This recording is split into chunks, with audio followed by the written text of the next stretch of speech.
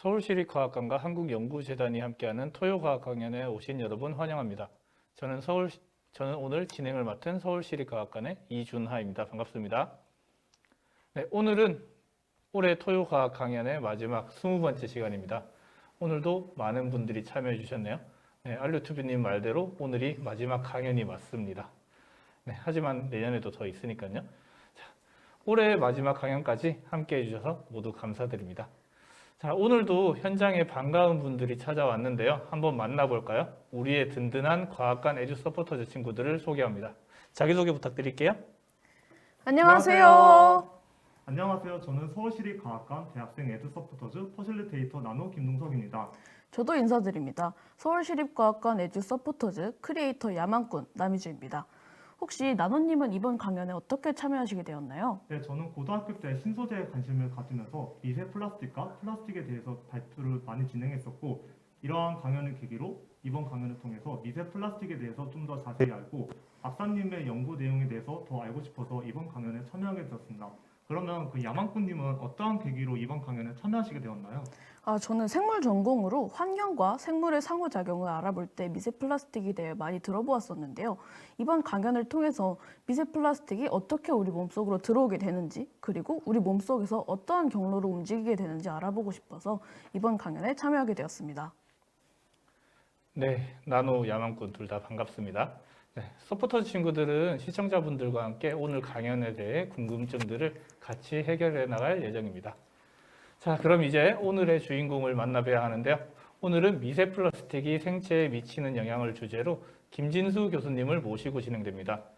김진수 교수님은 현재 한국원자력의학원 방사선의학연구소의 선임연구원 및 과학기술연합대학원 대학교 방사선종량의학과학 전공의 부교수로 재직 중이시며 마이크로 플라스틱의 생체 영향 평가와 종량 표적 치료법 개발을 연구하고 계십니다. 그럼 큰 박수로 모셔보도록 하겠습니다.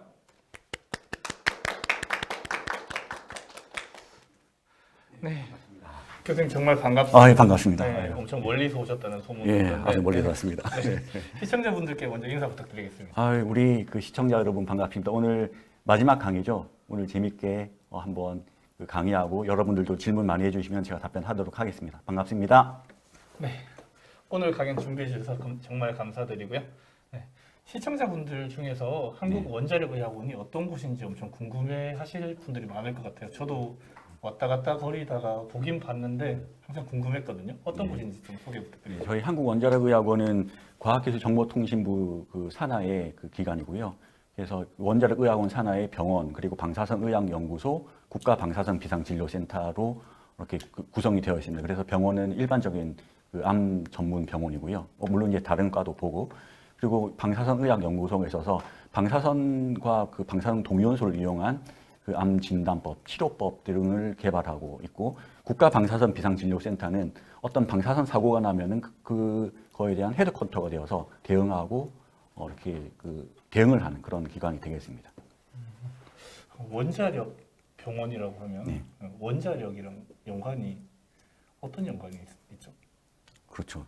저도 잘 모르겠습니다. 그러니까 원자력 하면은 그러니까 우리가 그 원자력 이제 방사선에, 그러니까 방사선의학연구소인데요. 방사선의학을 주로 하고, 그리고 원자력을 명칭 원자력인데 대부분 이제 일반적인 그 방사선 그리고 방사선 동위원소를 이용하는 그런 그 진단과 치료를 이제 중점적으로 하고 있습니다.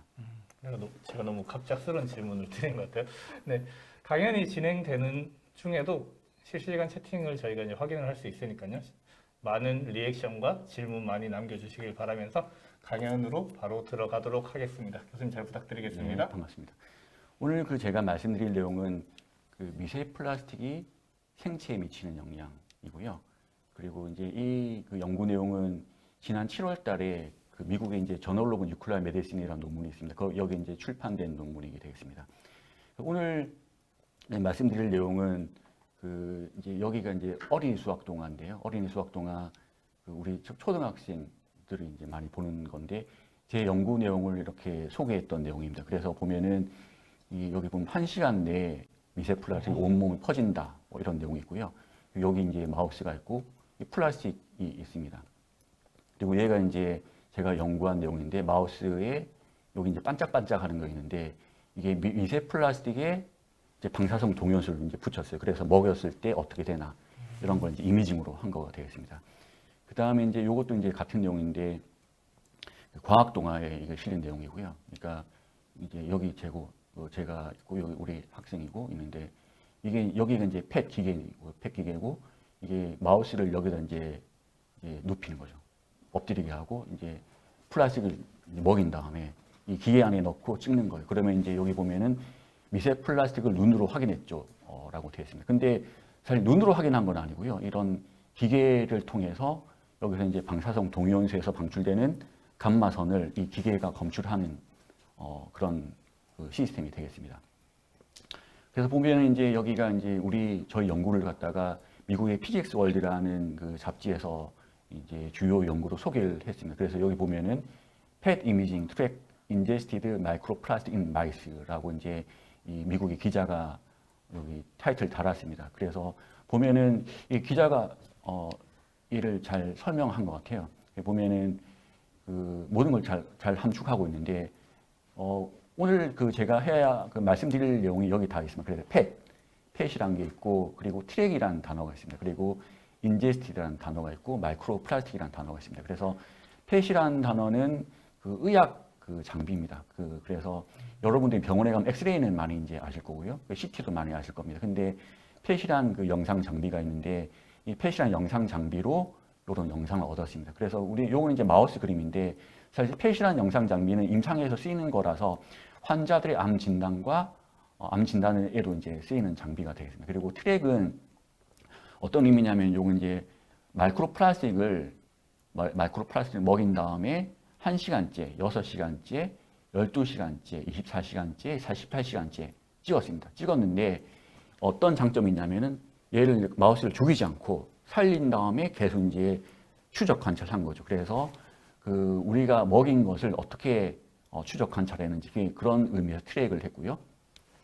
그리고 인제스티드란 이제 먹였다는 거죠. 먹였는데 이게 뭐냐면 우리가 미세 플라스틱을 노출될 수 있는 경로는 상당히 많습니다. 흡입할 수도 있고 먹을 수도 있고 입에 이제 피부에 노출될 수도 있는데 제가 이제 실험한 건 이제 주로 인제스트 먹은 상황이 되겠습니다. 근데 왜 그러냐면은 여기 뒤에 슬라이드에도 나오겠는데 우리가 이제 해산물 같은 데 보면은 플라스틱 많이 이게 노출되어 조개를 열어봤더니 플라스틱이 있더라 이런 게 많아요. 그래서 우리가 조개를 먹으면 어떻게 될까? 그게 먹는 거죠. 그러니까 먹었을 때 어떻게 될까?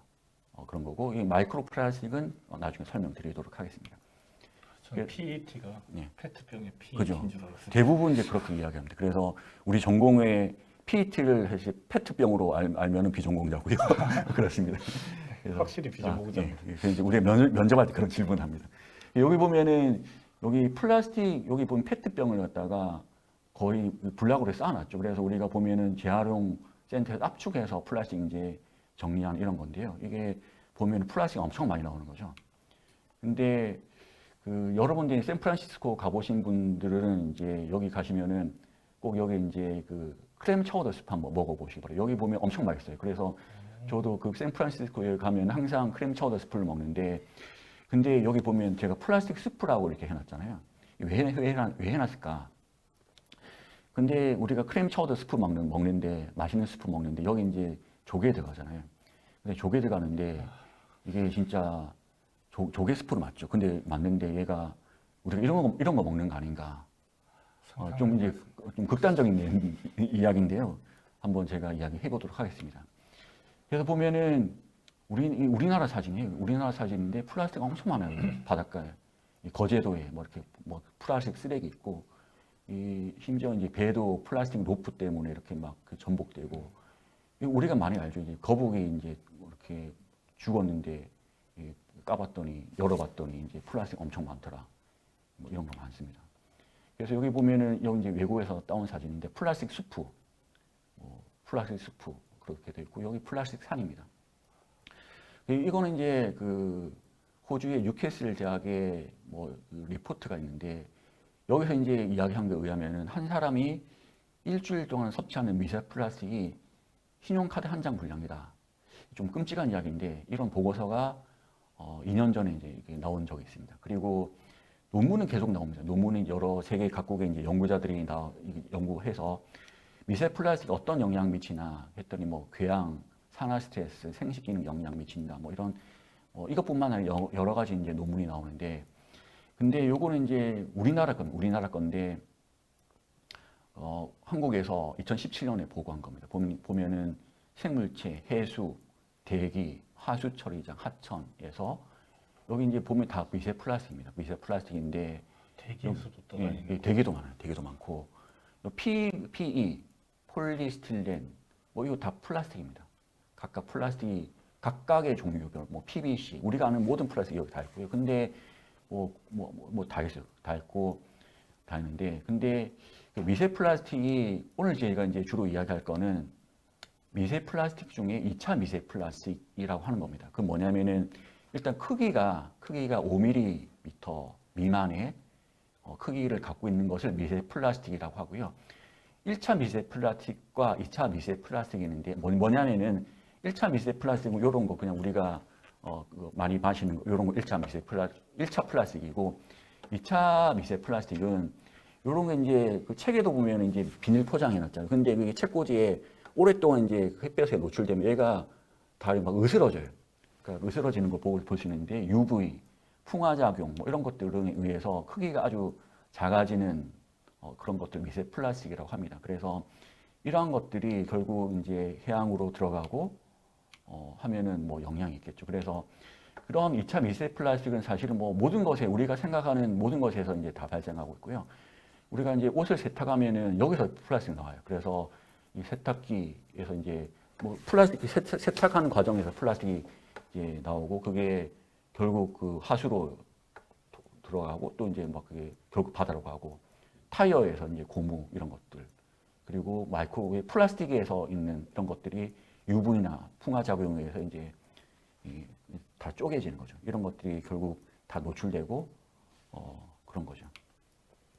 그래서 보면은 그 우리나라 서울, 부산, 광주에 이건 실제 그 어시장에서 이제 다 한 거예요. 어시장에서 굴, 담치 제가 굉장히 좋아하는 건데 굴, 담치, 바지락, 가리비 다 열어봤더니 이런 게 다 있어요. 이제 PS, 폴리스틸렌, 폴리에틸렌 뭐 이런 거 다 있어요. 그래서 보니까 이 모든 거에 플라스틱이 다 있더라.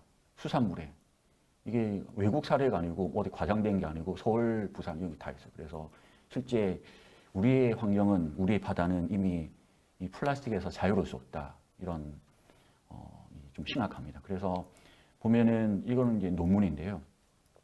근데 뭐 그런 거죠. 이렇게 플라스틱이 있는데 뭐 그래서 어떻게 됐냐 궁금하잖아요. 궁금한데 그래서 이건 마우스 실험이에요. 마우스 실험인데 이 마우스에 플라스틱 먹였는데 이게 리버니 간, 신장, 키드니 간, 신장, 장에 보니까 이게 초록색이 플라스틱이에요.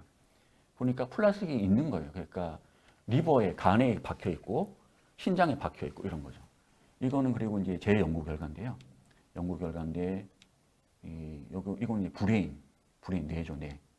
뇌를 이제 열어서 이제 다 슬라이드 해가지고 봤더니 플라스틱이 뇌도 있더라. 뇌까지.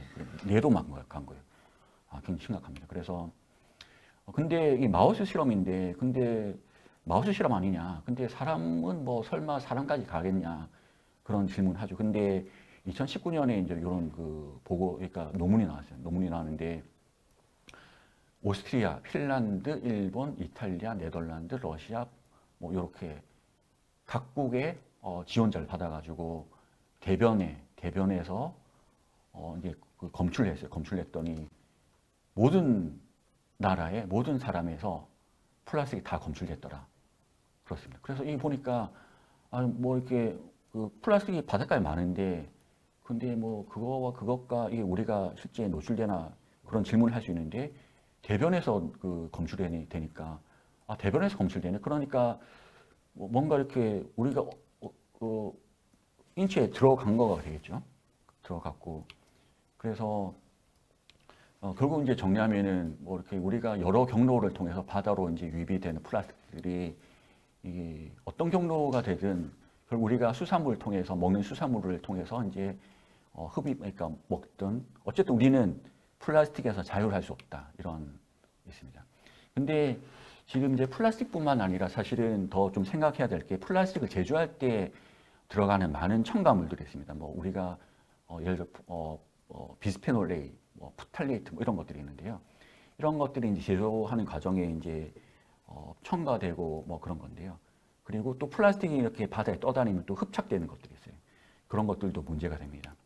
근데 이런 것들이 이제 실제 보면은 그 대장이나 소장 이런 데에서 pH에 따라서 이렇게 용출되고 이런 영향이 있는데, 근데 그 제가 지금 이 연구에서 주로 한 거는 이런 그 여기서 용출되어 나오는 뭐 프탈레이트나 비스페놀 A 이런 것들 말고 플라스틱 입자 그 자체만 연구했습니다.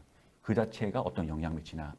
그래서 그 전 세계 과학자들이 이 플라스틱 연구를 엄청나게 많이 했어요. 그래서 실제 그 플라스틱을 미세 플라스틱을 제조하고 실제 자연에서 이렇게 발생할 수 있는 미세 플라스틱을 제조하고 또 이제 플라스틱을 팔아요. 팔아서 이제 이런 것들을 그 물고기한테 먹였어요. 먹이고 또 이제 마우스한테 먹이고 그래서 PS는 폴리스틸렌, PE는 폴리에틸렌이에요. 그래서 5 마이크로미터 이런 플라스틱을 먹였더니 장, 간, 신장 이런 데 이제 다 노출했어요. 그랬더니 뭐 염증 반응하고 뭐 체중 감소 정도 이제 뭐 좀 그런 뭐 쉽게 생각할 수 있는데 뭐 산화 스트레스 뭐 이런 뭐 여러 가지 이제 연구가 나왔어요. 그래서 보면은 이 표로 정리했는데 하여튼 뭐 폴리스틸렌, 에틸렌, 폴리프로필렌 등 다양한 이제 입자들, 플라스틱 입자들이 연구되고 있고 또 검출이 실제 되었어요.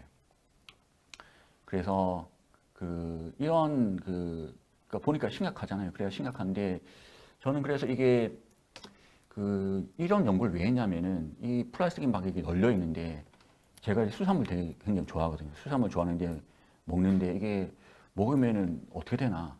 실제 대변에 보면 플라스틱 있는데 어떻게 될까? 이런 관심사에서 이제 시작을 하게 됐습니다. 그래서 사실 요 이제 보면 아까 그 말씀드렸는데 미세 플라스틱을 눈으로 확인했죠. 이렇게 되어 있습니다. 그래서 뭐 무슨 말이냐면은 이게 의료 현장에서 이런 그 의료 기기를 쓰고 있어요. 이게 펫이란 건데요. 펫이란 건데 이건 어떤 원리를 갖고 있냐면은 여러분들 이제 중학교나 고등학교 때 이제 이 원자핵 물리를 좀 배우실 거예요. 원자핵은 이제 원자핵은 양성자와 중성자로 구성되어 있어요. 그리고 양성자와 중성자가 원자핵이고 그 이제 주변을 그 궤도 전자가 이제 돌아다니는 거죠. 근데 이 양성자와 중성자의 비율이 맞지 않으면은 어떤 애들은 이제 양성자가 많고 어떤 애는 중성자가 많은 거죠. 그럼 근데 양성자가 많은 애들은 여기서 이제 베타 플러스라는 게 이제 방출이 돼요. 이 베타 플러스가 방출이 되고 또 이제 중성자가 많으면은 여기서 베타 마이너스 방출돼요. 그러면은 어쨌든 이 불안정한 그 원자핵이 안정화되기 위해서 이런 그 뭔가를 내는데 그게 베타 플러스가 될 수도 있고 베타 마이너스가 될 수도 있어요. 근데 베타 마이너스는 이제 주로 치료에 쓰는 거고요. 베타 플러스는 이게 진단에 쓰이는 거예요. 근데 뭐냐면은 그 펫이란 기계는 뭐냐면은 이 방사성 동위원소에다가 어떤 약물, 약물이라고 하면 우리가 생각하는 모든 약물이에요. 우리가 생각하는 모든 약물을 그냥 우리가 그냥 주사하면은 약물이 우리 몸에 들어가니까 어떻게 그러니까 흡입이 아니죠. 흡수되고 분포되고 이런 거를 갖다가 이런 기계를 통해서 알 수가 있는데 어떻게 하냐면은 원자핵에서 이제 베타 플러스를 방출한다고 했죠. 그런데 그 그 동위원소를 갖다가 약에다가 붙여요. 레이블링이라고 하는데 표지예요. 그러면은 그 표지한 것을 갖다가 정맥에 주사를 해요. 정맥에 주사하면은 이제 주사한 다음에 일정 시간이 지나고 이 환자가 여기 테이블에 눕게 되는 거죠. 눕고 여기 이제 누우면 환자의 몸에서 방사선이 방출이 돼요. 이 주로 감마선인데 그럼 이 기계가 그것을 검출하게 됩니다. 검출하게 되면은 우리가 그 인체 내 사람한테 그 들어간 약에 여기 에드미라고 하는데 흡수되고 분포되고 대사되고 배출되는 그리고 특히 또 독성도 볼 수가 있어요. 그런 것을 하는데 이게 실제 병원에 가면 이런 걸 해요. 병원에 가면 이런 걸 하고 우리 한국원자력의학원에서 이런 걸 하고 있는데 이 펫 사진입니다. 펫 사진인데 이게 어떨 때 쓰냐면 암 진단하고 치료할 때 이런 거를 이제 쓰게 됩니다. 근데 이제 여기 보면은 아까 나왔던 그 내용을 자세히 좀 다시 설명드리면은 원자핵에서 방출되는 이 포지트론 양성자가 광인 핵종에서 이제 양전자 파지트론이 나오는데 베타 플러스가 나오는데 그게 전자와 만나요. 전자가 만나면은 511킬로 일렉트론 볼트의 에너지를 갖는 감마선이 이렇게 180도 방향으로 쭉 이렇게 나가요. 쭉 나가면은 요게 이제 감마선이 나가는데 이게 여기 카메라인데 이거 뭐냐면은 감마선을 검출하는 카메라예요. 감마선을 검출하는 카메라. 근데 여기 뭐냐면은 감마선이 쭉 나갔잖아요. 그래서 감마선을 크리스탈이 감마선을 검출하는데 뭐냐면 감마선을 빛으로 바꿔줘요. 빛으로 바꿔주고 그 다음에 PMT라고 있는데 그 전자장치가 있는데 얘는 빛을 정기적 시간으로 바꿔줘요. 그러면은 이게 우리가 감마선의 분포를 갖다가 이제 우리가 보는 그 디지털화된 영상으로 이제 보는 거죠. 근데 거기다가 이제 우리가 어떤 동위원소를 붙이냐 이제 그게 이제 바뀌는데 여기 보면 이제 여러 가지 동위원소가 있어요. 여러 가지 동위원소가 있는데 뭐 커퍼, 뭐 지르코늄, 커퍼라 그러고 구리, 뭐 지르코늄, 뭐 갈륨, 뭐 이런. 근데 또 이제 뭐냐면 뭐 반감기가 있어요. 반감기가 있고 요거는 반감기가 110분이죠. 요거는 뭐냐면은 2시간 지나면 다 없어져. 요거는 반감기 12시간이니까. 그러니까 반감기가 뭐냐면 처음에 100이었어요. 100인데 12시간 지나면 50으로 줄어들고 뭐 이런 거예요. 그게 반감기 개념이고. 근데 요런 거니 그러니까 반감기 12시간이니까 좀 오랫동안 찍을 수 있겠죠. 그리고 반감기 2시간짜리는 그러니까 2시간 지나면 절반 떨어지고 그러니까 급해요. 굉장히 그래서 빨리 이제 어떤 종량으로 가는 이런 애들은 이제 우리가 찍을 때 F18 쓰고 근데 이번 연구에서는 제가 반감기가 12시간짜리인 커퍼 64를 썼어요. 왜 그러냐면은 제가 플라스틱을 이제 마우스한테 먹였는데 우리 잘 모르니까 얘가 어느 정도까지 트래킹 해야 되는지 잘 몰라요. 그러니까 우리가 이제 원자력 의학원에서 생산하는 방사성 동위원소인 커퍼 64를 썼어요. 그래서 이제 충분히 관찰하려고 했어요. 했고 다음 슬라이드 보면은 다음 슬라이드 안 넘어가네. 다음 슬라이드 좀 넘겨 주실 수 있어요?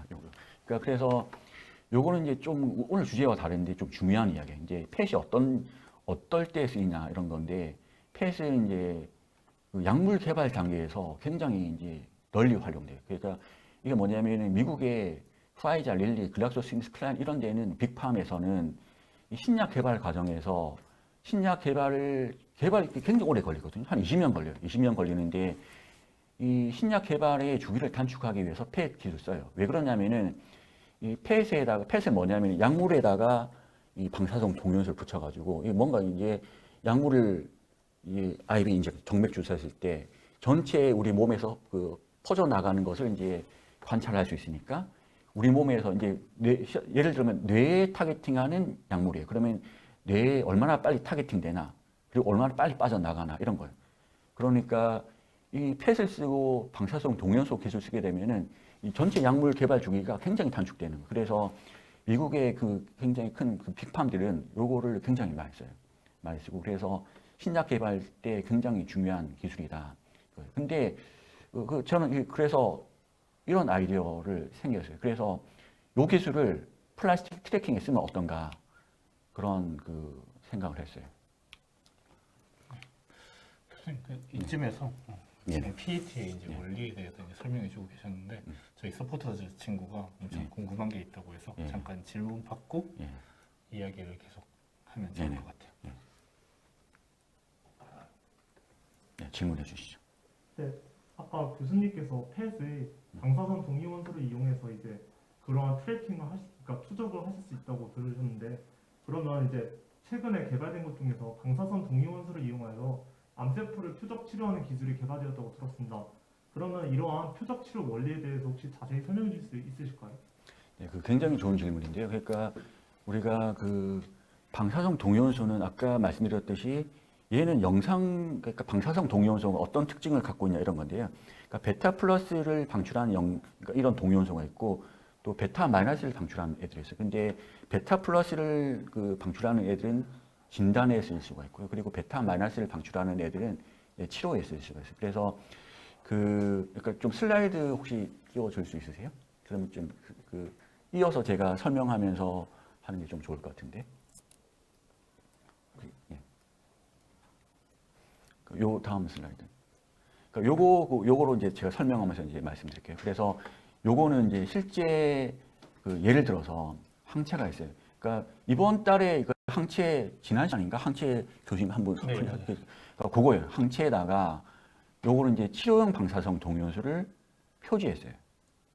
풀로 붙이는 게 아니고 요거는 이제 화학에서 많이 하는 건 레이블링 하였어요. 그러니까 요거 이제 항체에다가 치료용 방사성 동위원소를 레이블링 해가지고 근데 치료용 방사성 동위원소는 뭐냐면 원작이 중성자가 그 양성자보다 많은 그 스테이크 그러니까 밸런스하지 않은 거죠. 중성자가 더 많은 애들은 이 베타 마이너스를 방출해요. 그런데 그 베타 마이너스를 방출하는 애들을 우리가 굳이 이제 치료용 방사성 동위원소라고 하고요. 그럼 얘를 갖다가 치료용 항체인데 우리가 치료용 항체 이거는 그 예를 들어 트라투주맘 이런 거는 그 유방암 환자 치료에 많이 쓰는 건데 유방암 환자들은 대개 한 30%가 허투라는 항원을 발현하고 있어요. 허투란 항원을 발현하고 있는데 허투를 타겟팅하는 항체가 트라투주맘이에요. 그러니까 요거는 실제 상용화되었고 임상에서 병원에 쓰는 그런 약물이에요. 그러면 이제 사실은 요게 트라투주맘 그것만 써도 치료가 잘 돼요. 트라투주맘만 써도 치료가 잘 되는데 이게 어떤 원리냐면은 그러니까 치료용 그 방사성 동위원소를 치는데 표지하는데 그러면은 얘가 튜머에 표적화되는 거예요. 타겟팅돼요. 그러면은 얘가 튜머의 그 종양의 특이하게 그 발현, 그러니까 제시하고 있는 단백질인데 이제 허투랑 이런 항원 같은 것들인데 반응하고 그러니까 그 항체 그 자체가 치료 효과가 있어요. 근데 여기서 방사선이 방출돼. 방사선이 방출되면 얘가 방사선 사실 이제 그 치료 효과의 그 개념으로 따지면은 그 베타 마이너스가 있고, 요건 이제 중성자가 양성자보다 많은 그런 좀 방출되는 거고, 그리고 또 알파라는 것도 있어요. 알파 입자가 있는데, 요건 헬륨 입자인데요. 그 우리가 실제 보면 210을 아스타틴 210이라는 거가 있는데, 요게 이제 에너지가 차이가 있어요. 에너지 차이인데, 보시면 여기 497 킬로 일렉트로볼트 가 있고, 알파는 5메가 일렉트로볼트가 있어요. 그래서 그런데 요게 이제 그 방출이 되는 교수님 지금 소리가 자꾸 끊긴다고 마이크 한번 하실까요? 혹시 지금 괜찮은지 잘 안 돼. 예, 오디오 정보 좀 하시고. 네. 지금 음성 문제 때문에 잠시만 점검 좀 하고 계속 진행을 하도록 하겠습니다.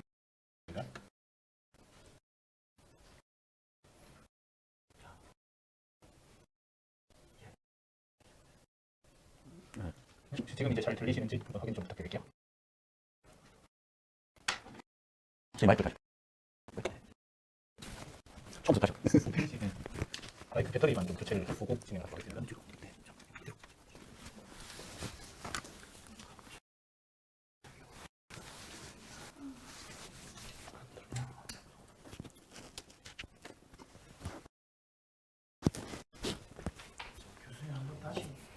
예, 한번 다시 해볼까요?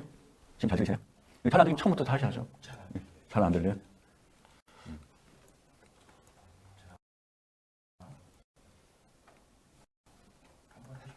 네, 지금 그러면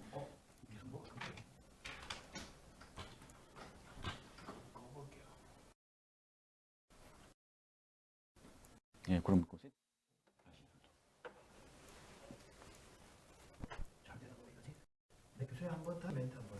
네, 요거 다시 한번 해보도록 하겠습니다. 그러면은 예.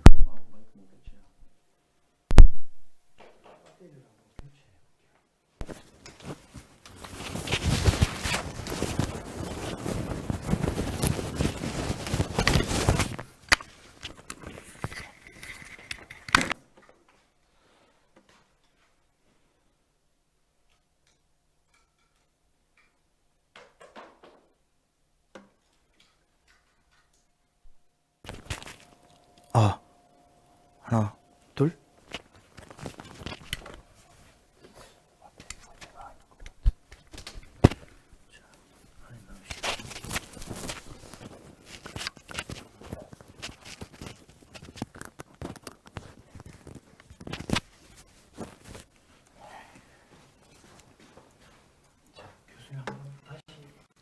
요거 다시 한번 해보도록 하겠습니다. 여기 요 슬라이드부터 다시 할게요.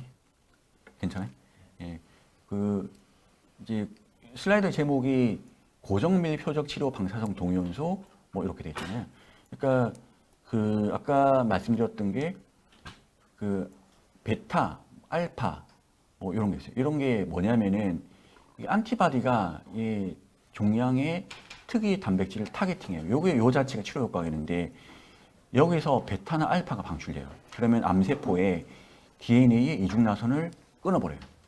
그럼 암세포가 죽는 거죠. 세포 사멸. 그러니까 여기 보면 더블 스트랜드 브레이크라고 있는데 얘가 그러니까 알파가 DNA 이중나선을 완전히 브레이킹 시키는 끊어버린. 그래서 이 항체 그 자체의 치료 효과 더하기 이 방사선의 치료 효과가 있어서 굉장히 시너지 이펙트가 있는 거죠. 그리고 만약에 여기다가 감마선을 방출하는 이제 이 원자핵이다. 그러면 이거 치료 전 과정을 또 치료 효과를 이렇게 이미징 할 수가 있어요. 그래서 이게 원자핵, 방사성 동연소를 이용한 진단과 치료의 개념이 되겠습니다. 근데 이런 것들을 이제 이 트래킹 할 수 있으니까 감마선을 이용하면은 이 트래킹 할 수 있는 거죠. 그게 무슨 말이냐? 요거는 이제 그래서 이제 저희 기관에서 실제 림포마 환자, 림프종 환자들을 치료한 거예요. 그러니까 리툭시맙이라는 그 항체가 있는데 요거는 림프종 환자의 CD20이라는 그 항원이 있는데 얘를 갖다가 표적할 수 있는 항체고 여기다가 베타 마이너스를 방출할 수 있는 아요다인 131을 이렇게 표시했어요. 그래서 예를 들어서 이제 실제 림프종 환자를 치료하고 있어요. 그래서 제가 한 건 뭐냐면은 이런 그 실제 임상에서 환자를 진단하고 치료할 수 있는 이런 기술을 이 미세 플라스틱의 그 체내 흡수 분포를 관찰하자 이런 거로 이제 아이디어를 이제 짠 거예요. 그래서 보면은 PS가 폴리스틸린이고 커퍼 24. 커퍼 24는 그 원자의 그 방사선굴인데 이 커퍼 24는 여기서 베타 마이너스가 방출이 되어요.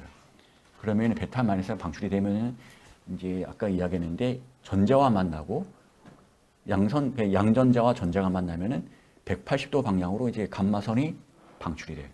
그러면은 우리가 그 플라스틱을 먹인 다음에 1시간째, 6시간째, 12시간째 이 플라스틱이 어떻게 되나 우리가 트래킹을 할 수가 있는 거죠. 그래서 아까 첫 번째 슬라이드에서 초반 슬라이드에서 펫과 트랙이라는 그 단어가 굉장히 중요하다고 했는데 말씀드렸는데 그 펫으로 요 이제 시그널이 나오는 거를 검출했고 그리고 이제 그 트래킹을 시간대별로 검출한 거죠.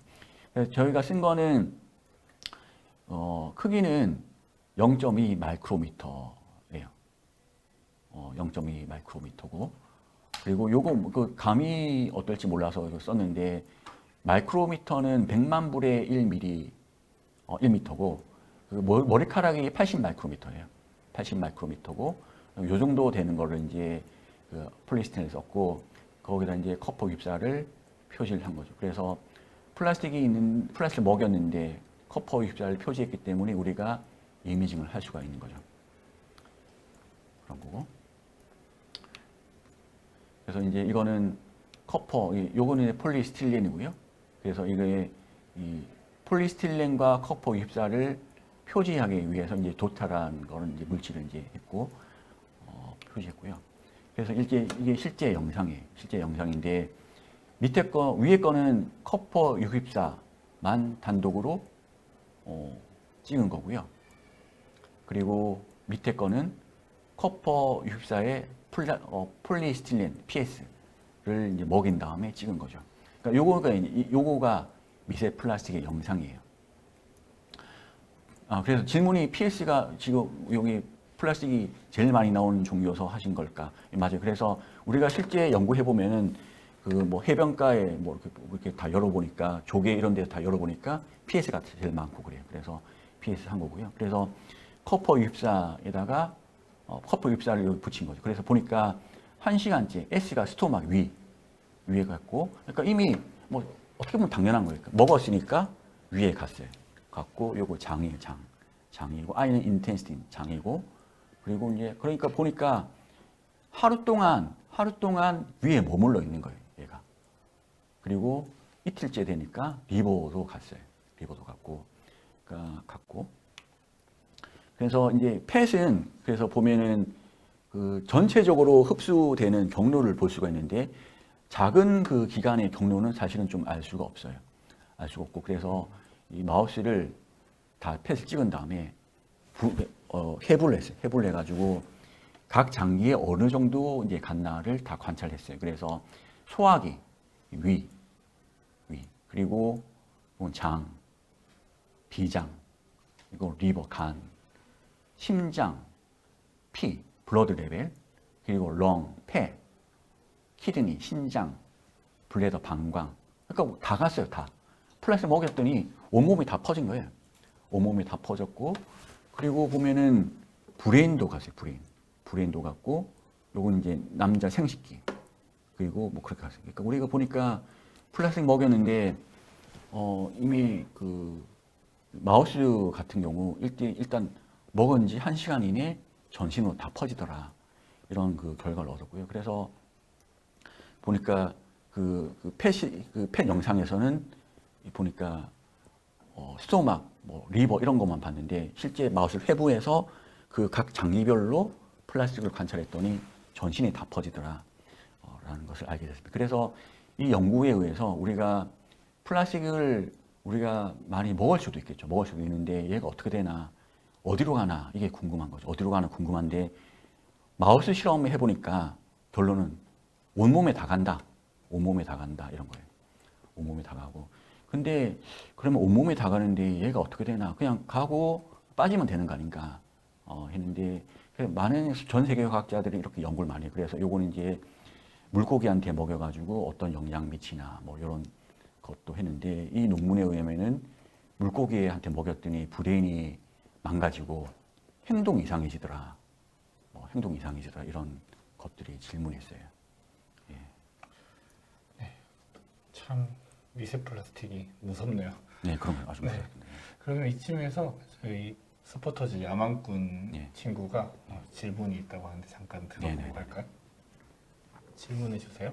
네, 물고기가 미세 플라스틱을 먹게 되면은 이제 뇌 손상이나 행동 장애가 일어날 수 있다고 말씀을 해주셨는데, 그럼 물고기가 아닌 다른 생물한테는 미세 플라스틱이 어떠한 영향을 끼칠까요? 네, 그래서 지금 그 좋은 질문을 하셨는데 물고기 이제 이분들이 물고기로 시험을 했고요. 그리고 이제 저는 그 해본 게 마우스로 해봤어요. 마우스로 해봤는데 그러니까 야망꾼 굉장히 좀 야망이 있으신 것 같아요. 그래서 그러니까 제가 실험해 본 거는 그러니까 우리가 실험할 때 생체는 마우스, 물고기 이런 거고요. 인체는 사람이에요. 근데 우리가 사람한테 이런 거 뭐 플러스 먹이고 실험할 수 없잖아요. 그래서 이제 주로 과학자들은 마우스, 물고기한테 많이 먹이고 마우스한테 먹여요. 그래가지고 얘가 어떤 영향 미치나.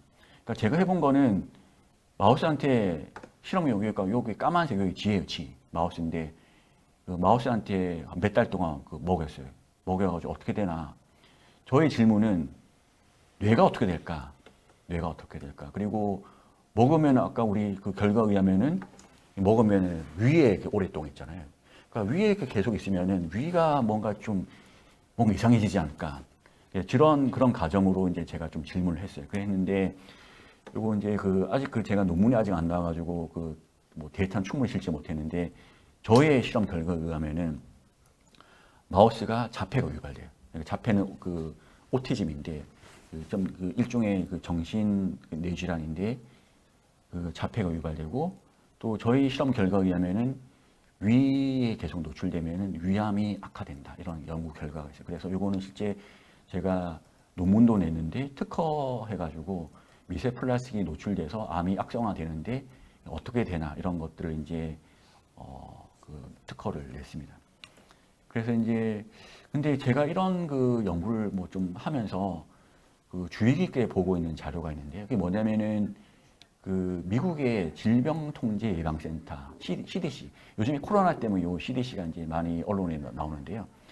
여기서 이제 그 보고한 거에 의하면은 이 자폐의 그 유병률인데 그 2000년에서부터 2016년까지 이렇게 쭉 관찰해 보니까 이게 150명 중에 1명 자폐가 이제 유병됐고 그 자폐 진단이 됐고 최근에 갈수록 자폐가 그 진단되는 게 더 늘어난다는 거예요. 엄청 많아졌네요. 엄청 많아요. 그러니까 이 자폐 환자들이 최근에 막 많이 늘어나는 거예요. 근데 사람들이 왜 그럴까?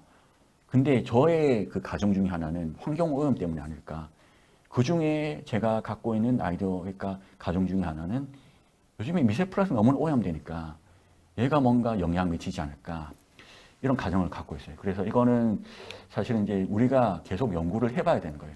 그러니까 우리가 지금 보면은 첫 번째 슬라이드에서 보면은 우리는 그냥 플라스틱 세상에 살고 있어요. 그러니까 그 바다가 그 플라스틱 오염돼 있고 굴도 담치도 그렇고 플라스틱 오염돼 있어요. 근데 얘가 먹으면 어떻게 되나 잘 몰라요. 근데 마우스에서 실험을 해보니까 일단은 각 장기에 다 박히더라. 우리는 그 마우스는 계속 먹었을 때 플라스틱에서 자유로울 수 없다. 그리고 근데 사람은 어떻게 되나?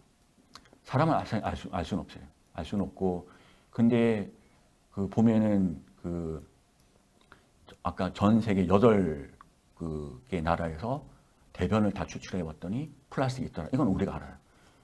그 결과에 의하면은 사람도 플라스틱에서로부터 자유로울 수 없다. 근데 그 어떤 영향을 미치는지는 사실은 잘 몰라요. 근데 그거는 우리 같은 과학자들이 이런 그 세상이 질문할 때 과학자들은 그런 것을 답을 해야 되는 거 우리의 의무고요. 근데 어쨌든 마우스의 실험에 의하면은 충분히 위험한 것은 사실이다. 그렇죠. 그래서 우리는 이런 것들의 그 생체 영향을 계속 밝혀야 되고 환경 오염 우리가 줄이는 것은 우리의 의무가 되겠죠. 그래서 이런 의무가 되겠고 이런 남겨진 과정입니다. 그래서 지금 여러 유튜브에 참여하신 뭐 중고등학생 등 대학생 여러분들이 나중에 이런 세상이 갖고 있는 문제들 그리고 이 세상이 갖고 있는 문제들을 우리가 해결하기 위해서 우리가 열심히 공부하고 또 답을 해야 되는 것들이 우리의 의무인 것 같습니다. 그래서 오늘 이렇게 미세 플라스틱에 대한 연구를 이제 좀 말씀드렸고요. 예, 그 제가 이렇게 마무리하고 또 질문 받도록 하겠습니다. 네. 네. 알찬 강연 너무 감사드리고요. 네네. 진짜 이게 참 무섭네요. 그냥 이 말밖에는 사실 네네. 안 떠오르는데 그러면 이제 어떻게 할까? 이거는 사실 우리가 이제 네. 앞으로도 계속 개발해야 될 몫인 것 같고 자, 그러면 지금 보니까 질문이 엄청 많이 올라오고 있더라고요. 제가 이제 중간에 차마 저도 집중하느라 끊지 못하고 네. 제가 질문 놓친 것 같아요. 좀. 그래서 지금 이제 그런 것들을 위해서 저희 서포터즈 친구들이 있으니까요. 네, 지금부터는 시청자 여러분들이 실시간으로 올려준 채팅으로 이제 질의응답 시간을 서포터즈 친구들이 진행을 해줄 예정입니다. 자, 서포터즈 친구들 준비되었나요? 네. 네, 그러면 진행해 주세요. 네, 첫 번째로 아까 일주일에 신용카드 하나 정도의 플라스틱을 먹는다고 하셨는데 그럼 그중에 얼마가 우리 몸에서 배출되는지 궁금합니다. 네, 그러니까 이거 그 사실은 이제 요거는 좀 논란의 여지가 있는 그 내용이고 이게 호주에서 리포트된 건데 그 먹으면 얼마나 배출되는지 이런 거는 그러니까 사실은 그 인체에서는 잘 몰라요. 인체는 잘 모르고 우리가 얼마나 노출되는지 모르고 얼마나 배출되는지 모르고 현재까지는 어쨌든 플라스틱이 나오더라 대변에서 나오더라.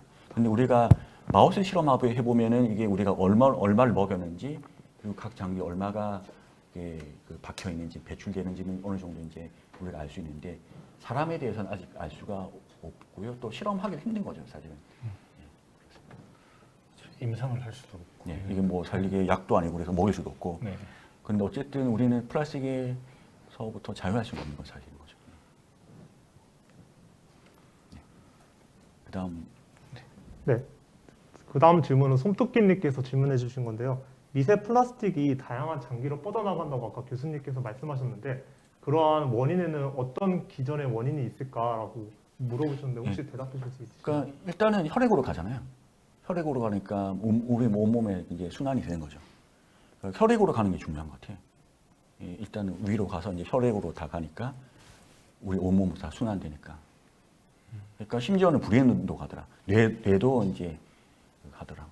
그런 거죠. 그러니까 자폐 제가 연구해서 자폐에 유발된 것도 결국 그 마우스 실험해봐도 그러니까 뇌에 그 플라스틱이 이렇게 박혀 있는 것을 다 관찰할 수가 있었던 거죠. 그래서 사람은 아직 잘 몰라요. 근데 마우스 실험해 보니까 그런 거죠. 이 기전 그러니까 그 기초되는 그런 기전은 피로 가니까 충분히 우리 몸으로 다 순환되는 거죠.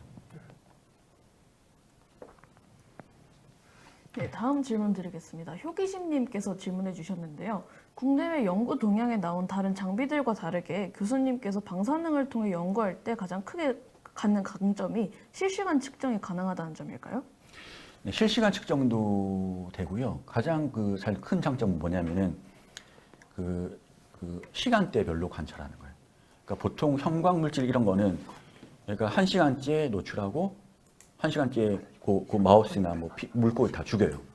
그리고 24시간째 관찰하고 또 죽이고. 근데 그러면은 한 개체에서 어떻게 되는지 잘 모르잖아요. 근데 제가 하는 거는 요거 마우스한테 요거 먹이고 1시간째 찍고 24시간째 찍고 이틀째 찍고 이런 거예요. 그러니까 이거는 이제 실시간도 그런데 한 마리의 마우스에서 시간대별로 관찰할 수 있다. 이거 장점이 있어요. 동일 개체를 네, 동일 추적 개체로 관찰할 수 있다. 추적 관찰. 네. 이런 장점이 있다고 합니다. 혹시 그 질문 창을 위로 올려줄 수 있으실까요?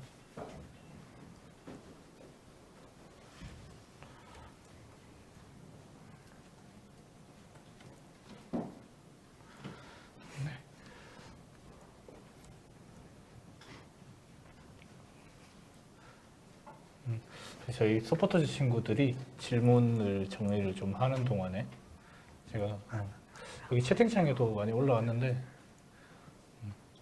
여기 보면 이제 맥 준비됐나요? 운여 민트 초코님께서 질문을 해주신 내용인데요. 장기에 플라스틱이 쌓여서 병이 생긴 경우도 있나요?라고 질문해 주셨는데 혹시 이 부분에 대해서 실제 케이스가 있는지. 실제 케이스요. 사람은 사실 아직 모르는 거죠. 아직 모르는 거고 우리가 그러니까 사실은 우리가 암이 발생하는 것도 여러 가지 환경 요인 때문에 발생하는 건데 그게 뭐 예를 들어 뭐 담배 연기, 매연 이런 건데 그 원인 중에 하나가 미세 플라스틱이 있는 건데 우리가 아직 그거 사실 모르는 거고요. 그러니까 지금 전 세계 과학자들이 연구하는 거는 이 플라스틱을 마우스에 먹인 다음에 저 같은 경우는 위암이 좀 악화되는 이런 걸 좀 밝히기도 하고 이런 연구 단계입니다. 근데 그래서 현재까지는 이 동물을 이용해서 미세 플라스틱이 그러니까 현재까지는 바다에서 해산물에서 미세 플라스틱이 나오더라. 그거가 이제 최근 한 4년 전까지, 3년 전까지 했던 연구고요. 최근 2년 동안 한 거는 그것들이 마우스에 먹였을 때 어떻게 되나 이런 것들. 그리고 그 다음에 그 인체에 미치는 영향은 마우스 실험을 통해서 유추하는 거죠. 사실상 4년 전에부터 이제 발견되기 시작하더라라는 연구가 나왔으면 이제 연구가 시작된 단계라고 보면 되겠네요, 그렇죠? 그래서 질문 중에 막 이제 앞으로 어떻게 되나요, 뭐 이런 식으로 여러 가지 질문들이 엄청 많이 나왔는데 사실상 거기에 대해서는 이제 좀 더 차차 이제 연구하고 구체적인 방안을 이제 찾아 나가고 영향도 분석하고 이제 계속 그런 단계인 것 같아요, 그렇죠? 그래서 제가 제시한 연구 결과가 의미 있는 건 뭐냐면은 그러니까 펫 영상으로 이 플라스틱이 어디로 갈 수 있나 이거를 제시한 거예요. 그러니까 어떤 사람들은 이제 먹여가지고 위만 연구하는 사람이 있고 브레인만 뇌만 연구하는 사람이 있고 근데 제가 이제 펫으로 전신의 모든 장기에 다 간다. 그러니까 기존에 그러니까 일종의 지도를 제시한 거죠. 그러면은 지도를 제시했으니까 그 지도를 따라서 연구를 하시거든요. 그러니까 신장에 어떤 영향을 미칠까 뭐 이런 식으로. 네. 그럼 질문 몇 가지만 더 바꿔볼까요? 아까 이제 미세 플라스틱이 우리 몸속에서 혈액을 타고 움직인다고 말씀을 해주셨는데 이제 혈액 속으로 가기 위해서 지질 친화도나 크기처럼 이렇게 막 투과성에 영향을 미치는 그런 문제들이 있을 것 같은데 어떨 때 더 그렇게 혈액으로 잘 이동할까요?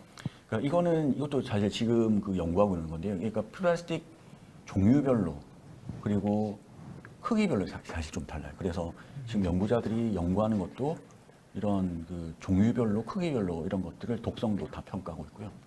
그렇습니다. 그럼 다음 질문 해주시겠어요? 네, 그러면 제가 질문드리겠습니다. 기존 연구들과 달리 이제 박사님께서는 플라스틱의 경구 투여만으로도 이제 전신으로 미세 플라스틱이 퍼져나가는 과정을 확인하셨는데 혹시 이 이후에 박사님이 혹시 연구 목표나 혹시 또는 최종 꿈 같은 게 있을까요?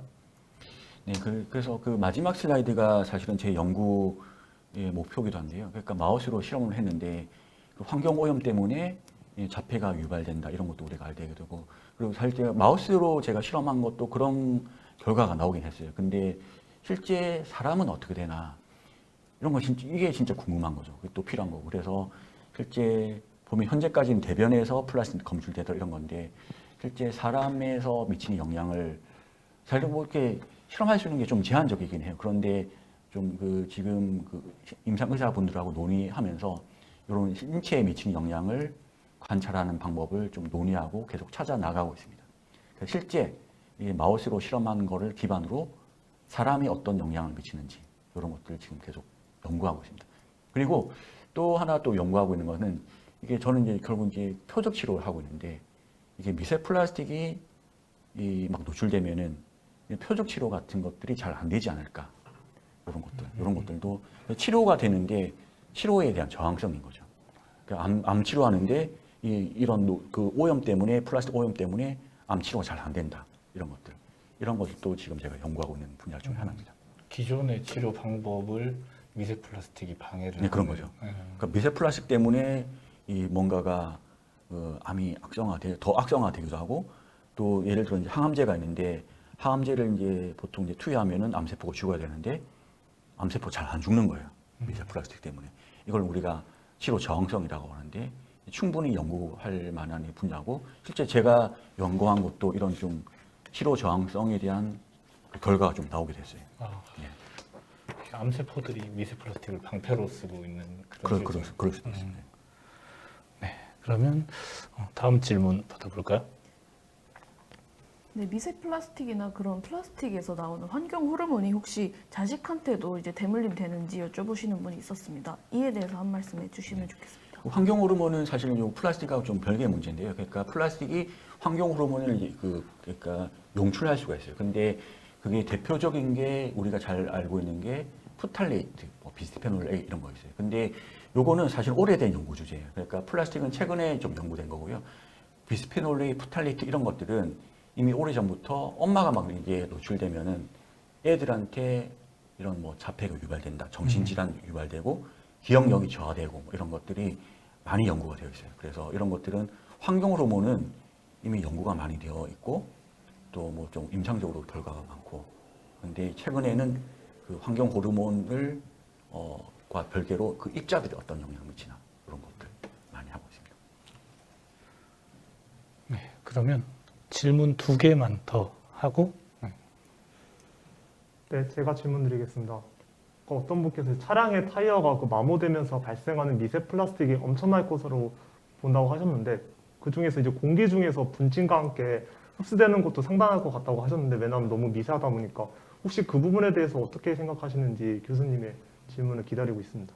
예, 그거는 이제 그 아까 경로 아까 말씀드릴 때 그 흡입하고 있는데 이거는 논문이 나왔어요. 그래서 그러니까 공기 중에 이렇게 그 비산되는 그러니까 플라스틱들이 상당히 많고 물론 이제 타이어에서 그 발생하는 플라스틱 그러니까 그 고무 조각 이런 것들도 있고 그러니까 지금 기존의 연구 결과에 의하면은 우리가 흡입에 의해서도 상당히 많은 양의 플라스틱을 흡수할 수 있다 이런 것들이 있고요. 그러니까 사실은 제가 연구한 거는 좀 이렇게 전 세계 최초로 한 거거든요. 그러니까 전 세계 최초로 먹었을 때 어떻게 되나 이런 건데 사실 이 똑같은 방법으로도 흡입했을 때 어떻게 되나 이런 것도 연구할 수가 있어요. 그리고 어느 정도 흡입하나 이런 거 연구할 수가 있는데 현재까지는 우리가 알고 있는 거는 대기 중에 노출된 플라스틱도 있다. 근데 얼마나 흡입되고 그게 얼마나 위험한지는 아직 잘 몰라요. 계속 연구하고 있습니다. 그것도 마찬가지로 마우스로 실험을 해보려고 하면 이제 충분히 가능한 거예요. 공간 안에 미세 플라스틱이 떠 있는 조건을 만들면 또 할 수도 있겠네요. 쉽지 않을 거고요. 네. 먹이는 건 쉬운데. 네, 먹이는 거랑 먹이는 이제 쉬운데. 흡입하게 하는 건 또 이야기가 또 다르긴 할 것 같아요. 네. 그러면 마지막으로 질문 하나만 더 받겠습니다. 네, 마지막으로 질문 드리겠습니다. 채소나 생선, 이런 해산물 등의 모든 식재료에 이미 미세 플라스틱이 많이 포함되어 있는 것 같은데, 그럼 이것들을 아예 안 먹을 수는 없으니까 어떻게 하면 그 미세 플라스틱 섭취를 최대한 줄일 수 있을까요? 글쎄요, 이거 어떻게 줄일 수 있을까요? 이거는 뭐 환경 오염을 좀 최대한 우리가 좀 이게 고려해서 환경을 생각해서 재활용품 안 쓰고 이런 방법밖에 없지 않을까. 그래서 이게 어떻게 또 요즘엔 또 그런 연구도 많이 해요. 분해되는 플라스틱 연구도 많이 하는데 그래서 이미 노출된 수산물들을 어떻게 거기서 우리는 자유할 수 없는 거고, 근데 앞으로 우리가 환경을 개선해 나가고 또 분해되는 플라스틱을 개발하고 이런 쪽으로 연구를 계속 해야 되지 않을까 그런 생각입니다. 네. 이런 부분들은 사실상 이제 지금 당장 어떻게 해결이 되는 문제가 아니라 장기적으로 길게 보고 저희가 해결해 나가야 될 문제인 것 같습니다. 그래서 사실 오늘 참여하신 초등학생, 중학생 그리고 대학생분들이 대학교 가서 대학원 가서 이렇게 연구하셔야 할 분야가 아닌가 생각합니다. 이제 교수님께 질문이 아니라 나중에 이제 지금 시청자분들이 답을 내주시면 참 좋을 것 같아요. 예, 저는 저희 역할을 여기까지 하고 네. 여러분들이 하셔야 됩니다. 아쉽게도 벌써 마칠 시간이 되었는데요.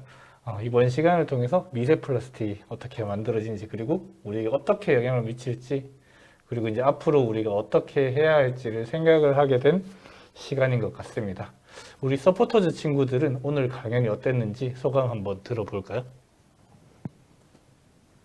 네, 저는 이제 오늘 미세 플라스틱에 대해서 들으면서 이제 뉴스에서 그냥 뭐 단어로만 듣고 상황이 이런 심각한 상황이 있다라고만 들었는데, 이번 교수님의 강의를 통해서 미세 플라스틱이 얼마나 심각하고 또 우리가 어떠한 방법으로 또 해결을 해야 되는지 그러한 점에 대해서 잘 알게 되었고, 우리가 앞으로 이제 미세 플라스틱에 대해서 좀 더 연구가 진행되고 인체에 미치는 영향이 아마 심각한 것으로 예상이 되어서 저희가 그런 쪽으로 이제 연구를 하고 좀 더 조사를 해서 저희가 미세 플라스틱을 해결하기 위해서 노력해야 되지 않나라는 생각을 하게 되었습니다. 네, 저는 지금까지 제가 뭐 고등학교나 그런 교과 과정에서 배웠던 내용들, 방사성 동위원소나 이제 뭐 항체 같은 그런 것들이 이 개념들이 응용돼 가지고 이런 식으로 또 사용될 수 있구나라는 생각을 하면서 우리가 조금 더 공부를 하면서 이러한 새로운 신기술들을 만들어낸다면 언젠가 우리가 미세 플라스틱으로부터 조금 자유로워질 수 있는 그런 날이 오지 않을까, 그런 생각을 해봤습니다. 네. 그러면 마지막으로 저희 교수님 이렇게 유튜브를 통해서 강연을 진행을 하셨는데 소감이 네. 어떠셨나요?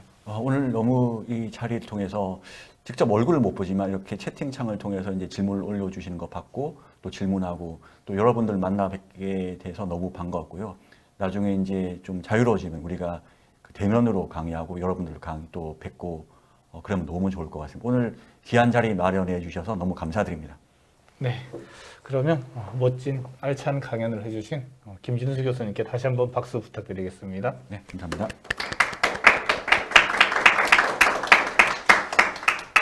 네, 긴 시간 동안 참여해주신 모든 분들께 감사드리고요. 안타깝게도 올해 토요 과학 강연은 이렇게 이제 20번째 시간을 마지막으로 마무리가 되었습니다. 우리 토요 과학 강연은 내년 2022년에 더 다양한 주제로 여러분들을 찾아뵙겠습니다. 그때는 이렇게 온라인도 되고 그리고 오프로도 여러분들을 직접 만날 수 있는 시간이 되었으면 좋겠습니다. 많은 기대와 응원 부탁드리겠습니다. 지금까지 시청해주신 여러분들 대단히 감사합니다. 그러면 원래는 다음에 또 만나는데 이번에는 내년에 또 만나요. 네, 바꿨어요. 내년에. 같이 이야기해 주세요. 네. 내년에 또 만나요. 내년에 또 만나요.